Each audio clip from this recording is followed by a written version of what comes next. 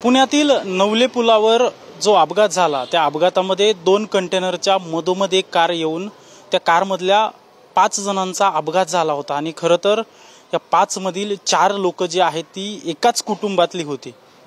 मी सध्या दाहिरी भागातील हे विश्वास पॅलेस आहे या ठिकाणी आहे आणि या अपघातात ज्या स्वाती संतोष नवलकर मृत्युमुखी पडल्या त्यांच्यासोबत त्यांचे वडील, त्यांची आई आणि त्यांच्या मैत्रिणीची मुलगी देखील मृत्युमुखी पडलेली आहे आणि खरं तर या दाहिरी भागाला हादरवून टाकणारी ही सगळी घटना होती, कारण की एकाच कुटुंबातील 4 लोकांचा यामध्ये मृत्यू झाला आणि जो वाहन चालक होता त्याचा देखील मृत्यू झाला होता। ज्या स्वाती नवलकर होत्या त्यांचे वडील दत्ता दाभाडे, आई शांता दाभाडे आणि त्यांच्यासोबत एक छोटंसं 3 वर्षाचं जे बाळ होतं ते देखील या अपघातात गेलेलं होतं आणि त्या 3 वर्षाच्या बाळाचं जे नाव होतं मोक्षिता रेड्डी।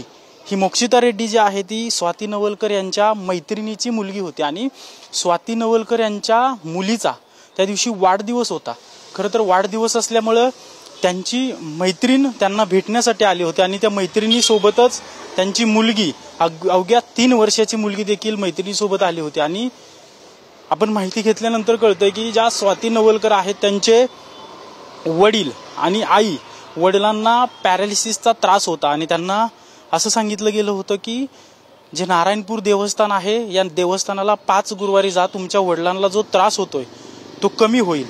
खरं तर 5 गुरुवार आई वडिलांसाठी स्वाती करत होत्या आणि हे 5 गुरुवार करत असताना ज्या दिवशी हा गुरुवारी संध्याकाळी 6च्या दरम्यान अपघात झाला त्या दिवशी त्या नारायणगाववरून देवदर्शन करून परत येत होते आणि विशेष म्हणजे तो त्यांचा 5वा गुरुवार होता, शेवटचा गुरुवार होता आणि आई वडिलांसाठी ही सगळी देवपूजा त्यांची चालू होती, कारण की वडिलांना पॅरालिसिस होता तो बरा व्हावा म्हणून स्वाती ज्या आहेत त्या 5 गुरुवार नारायणपूरला जात होत्या।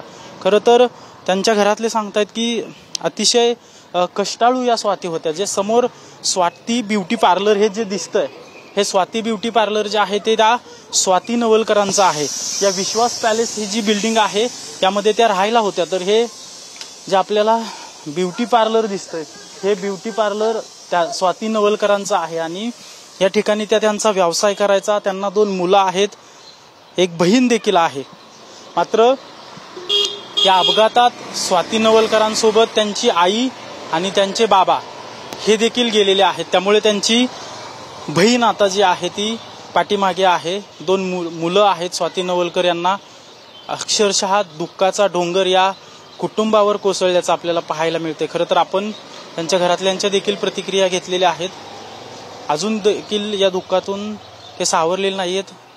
ईश्वराने त्यांना या दुःखातून सावरण्याची ताकद द्यावी। कॅमेरा पर्सन प्रमोदसह अजिंक्य, TV9 मराठी, पुणे।